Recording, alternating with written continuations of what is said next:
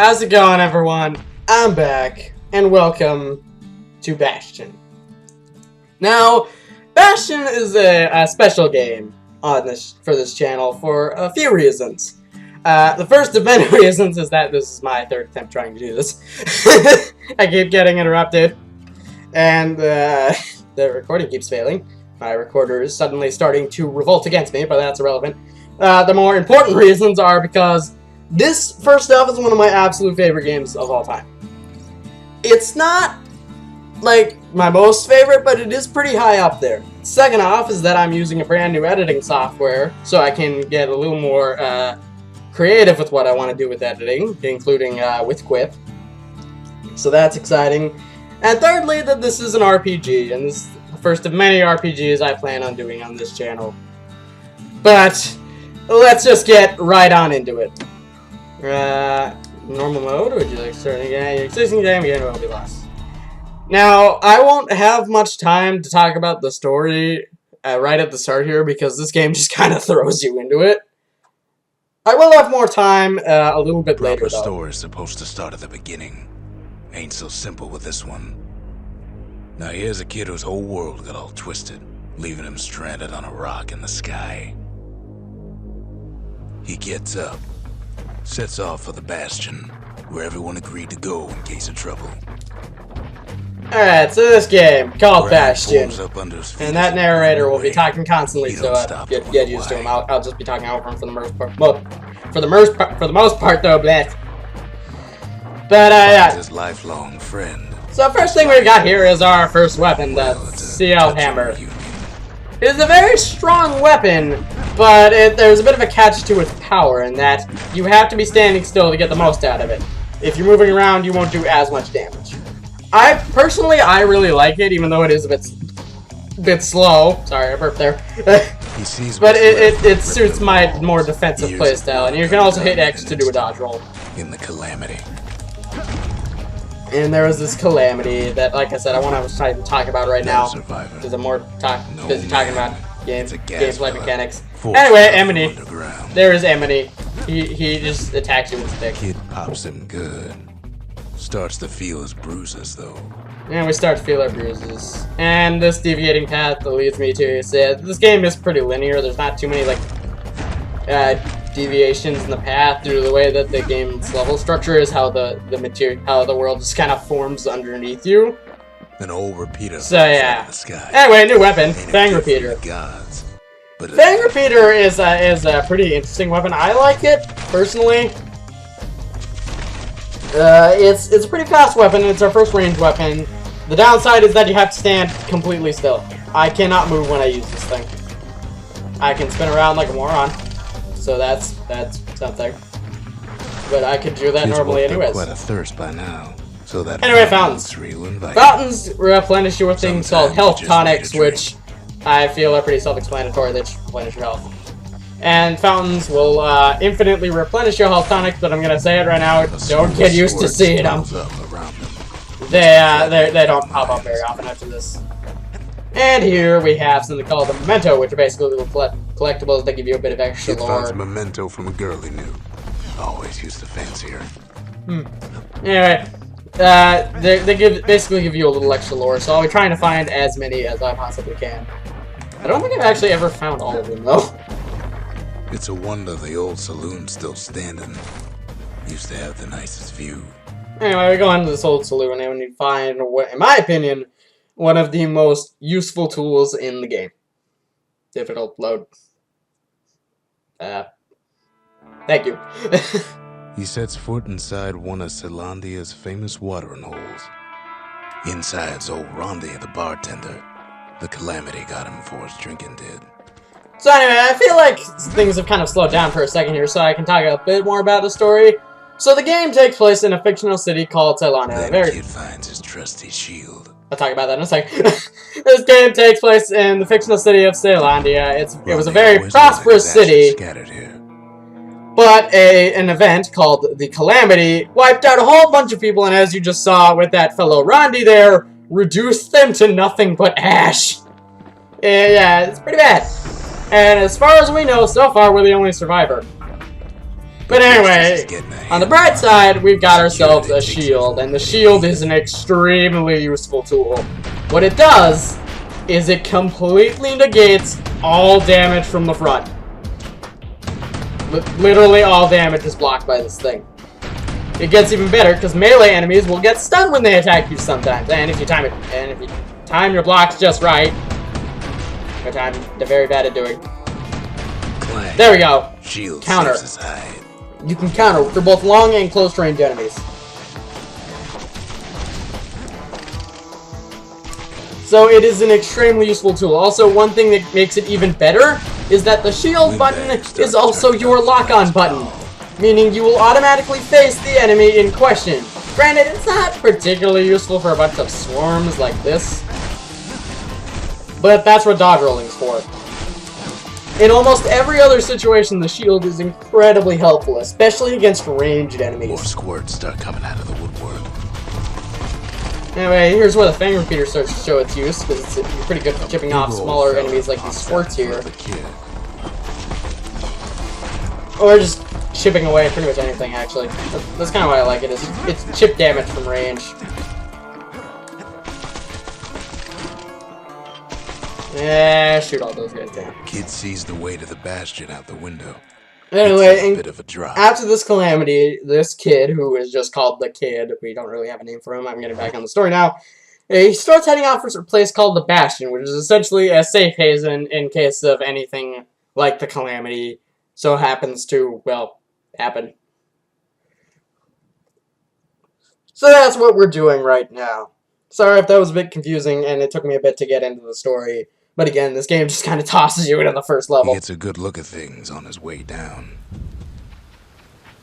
He lands on top of a breaker's bow, and it ain't broke. Anyway, now we come across a new weapon, the breaker's bow. And you heard me like the other two weapons, and, well, I mean, the breaker's bow isn't bad. It's not a bad weapon at all, and it's a bit of a different weapon. So you have to charge it up, and if you'll notice, the kid flashed white there for a second. If you hit it just as it flashes white, if I can actually do it. There we go. It does a power shot, and I missed the enemy. Wonderful. That's a power shot. It does a lot more damage, and it goes straight through enemies. Anyway, this thing. It's something stringy. The kid pockets a memento. We'll find out the use for that thing later. Fastest man in the land. But anyway, the breaker's bow isn't a bad weapon. It's strong if you can get that, even if you don't get the power shot off. But it kind of gets replaced by another weapon later. You'll see what I mean when we get to that weapon, but yeah, it really does replace it. Anyway, I love this shield. Countering enemies is so satisfying. And here we have a toe. Picks up a few pointers from a dusty old tome. And that these are special attacks. They consume something called black tonics, which now I only have one of them because I messed up using the stupid special attack. That special attack was Whirlwind, and it's one of my least favorites because it's not very reliable.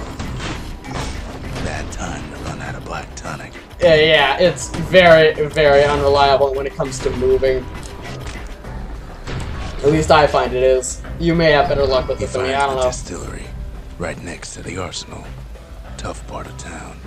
So anyway, here we find probably one of the two most useful buildings in the game. This is, first off, is the distillery. One sip of the spirits in that distillery, and the kid'll feel like a new man. What these spirits do is they give you passive buffs. There's Squirt Cider, which gives us plus 10 max health. There's chance on full health, and Magic Fizz with absorb straight fragments. Fragments are the blue rocks that we keep picking up. Those are essentially our currency. Personally, I'm going to take Squirt Cider. I just find it the most useful out of the ones here. And now we have the arsenal. Arsenal's where the kid can pick the best tools for the job. As I said, you can swap, you can hold up to two, you can use up to 2 weapons at once without going back to the arsenal, and 1 special attack. This is how the combat works. You can swap out special attacks. You get a new special attack for every weapon. I'm actually going to equip Dancing Shot over Whirlwind because I actually really like that one. And I'm going to hold on to the Breaker's Bow for now. Sorry. I sneezed. Anyway. Oh, God. Man, he falls to his death. I'm just fooling. It's satisfying. It's funny whenever like you fall off and then you land on enemies and kill them. Some of them And falling off does do damage, and as you can probably tell, the narrator comments on literally everything. Falling does do damage, but the splat is so humorous to me, it never gets old. Anyway, here we have squirts spawning out of a popcorn machine. Very strange enemy spawner, but then again, I've seen weirder. Anyway, we go onto this ship, which looks absolutely nothing like a ship. Sends the kid on his way. Seriously, I'm not convinced at all that this is a ship. Anyway, we got enemies, and a really awesome song.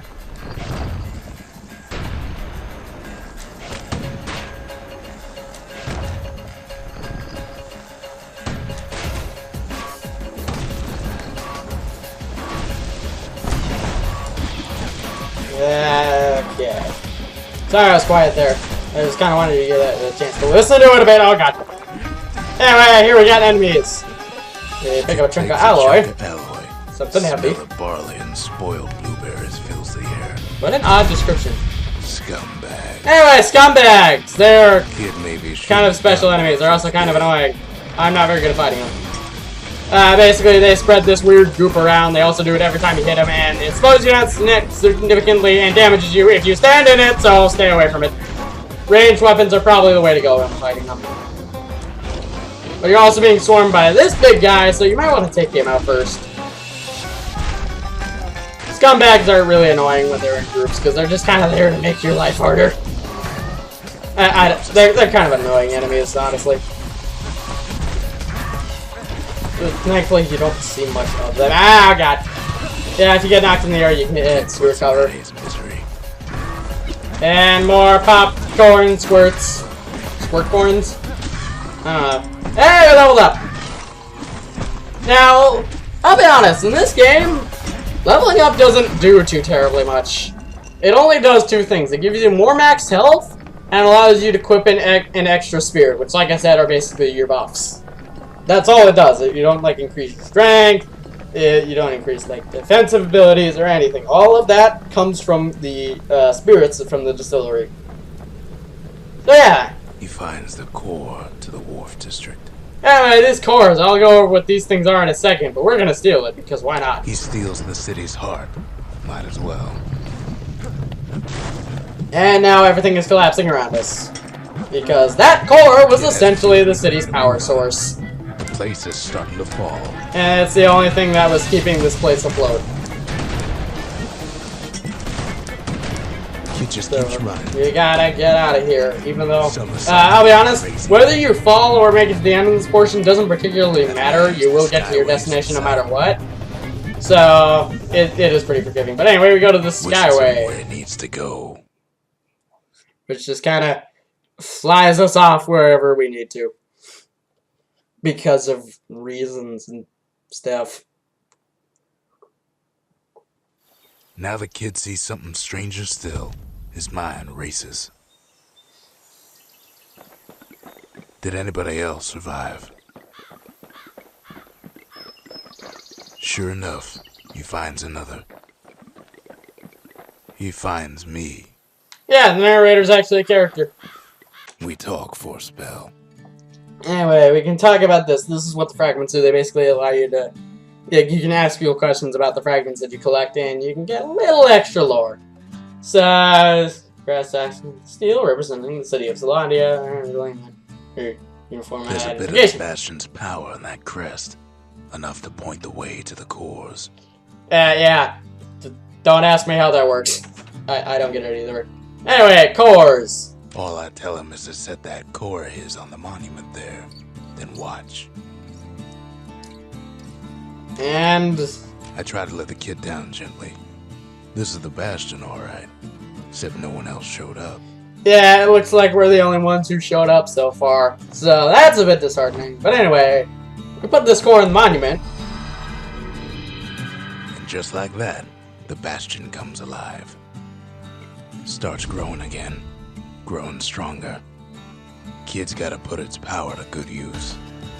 Now the Bastion can send him even farther into the wild unknown. So yeah, that's what these cores do. Like I believe I already said this, I may not have. But they're essentially a power source for the city and for this bastion.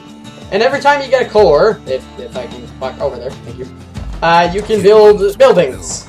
We can only build 2 right now, the arsenal and distillery. I'm going to start off with the arsenal because I like being able to switch weapons right away. The Bastion's a place of peace, but we can hold our own if we have to. And then I'm going to swap out the Breaker's Bow for the Fang Repeater. And I'm going to get Bolt Burst, which basically scatters a bunch of... goes with a hammer better than a box of nails. Yeah, like I said, there are comments on literally everything, including every single possible weapon combination you can come up with. It's kind of surprising, honestly. Yeah, I feel like we have enough time. What's out there waiting for him? I feel like we have enough time to move on to another stage today. Now the kid can ride the wind to distant lands. This will go over in the next video, but for now, we're heading off to... the Workman Ward. Them windbags used to keep the city humming along here.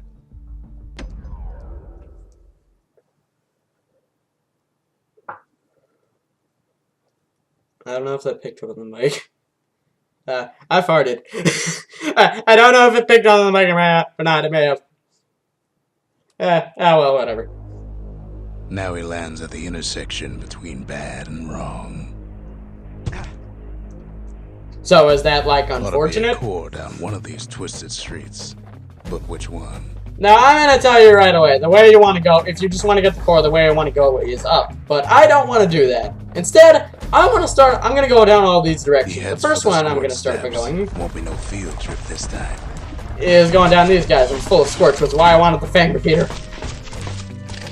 But anyway, that thing right here. This is the War Machete. Scumbag can digest just about anything. This is my absolute favorite weapon. It is an extremely fast melee weapon, and this is also the weapon that I said replaces the bow.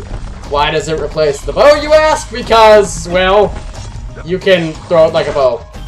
It behaves identically to the bow when thrown. Even has the same timing for a power shot. Now, it does have a charge time, which I don't believe the bow has. It may have, I don't know. But it is an extremely versatile weapon, so you're going to see me using it a lot. And as you can see, it does a lot of damage. Really fast. Squirt lure. They say even the most rambunctious squirts can be tamed. So we got a new ability. This one calls a friendly squirt that will attack enemies for us. Useful in a pinch. No sign of the core here. At least the kid got something for his trouble. We got more than something. We got an extremely useful weapon. Them squirts just don't know when to quit. Cut all of them up. He heads for the east side, where windbags used to keep the local forge. There's a forge here, and this leads into something very useful. Very, very useful indeed. The forge. What this place does is allow you to upgrade weapons. This is what the heavy and the stringy thing did. They allow us to upgrade our weapons. First off is the hammer. So we can choose between 1 of 2 upgrades for each item for that specific weapon that we get. So we can do either plus 50% damage or plus 10% critical hit chance. I'm going to do more damage personally. Kid's lifelong friends looking fit to keep on fighting. And we can also, well, we can't upgrade the bow because I don't have enough fragments. Well, whatever. But yeah, that's what the forge does. It's very useful. So he's got to guess again. And then there's this guy. Can I hit him from here? Yes, I can.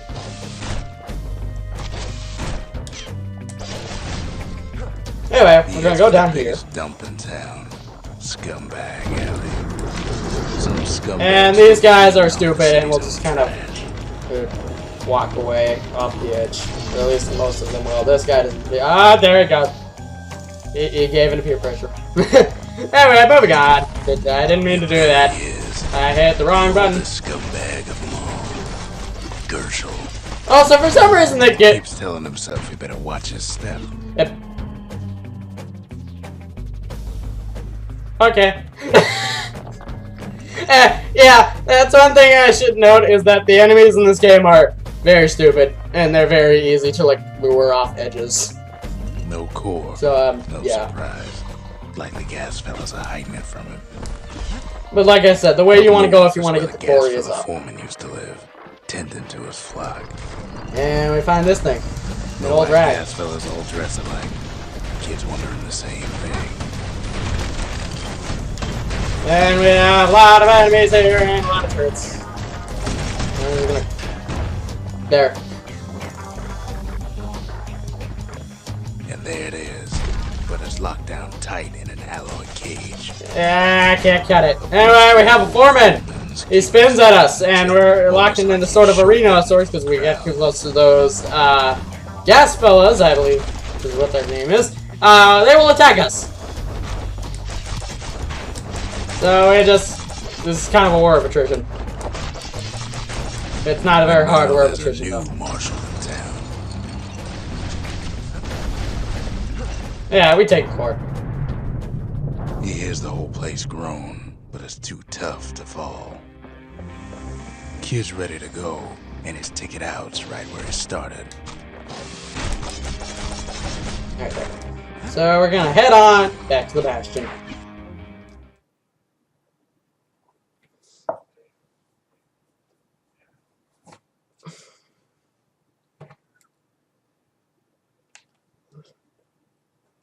He comes back, just like I knew he would. The core hums in his pack. The monument's calling for it. Alright, this rocket ship. The windbags used to be alright. Then the calamity took the floor out from under him. Anyway, yeah, certain monuments, certain mementos will also give you little pets, like this squirt. That's pretty nice. Anyway, monument. Let's get the Bastion a little more restored, eh? Only fair he decides what we build next. I'm gonna go with the Distiller since we just leveled up not too long ago. And Makes we time can to add sample the second spirits spirit. from my personal supply. Yeah.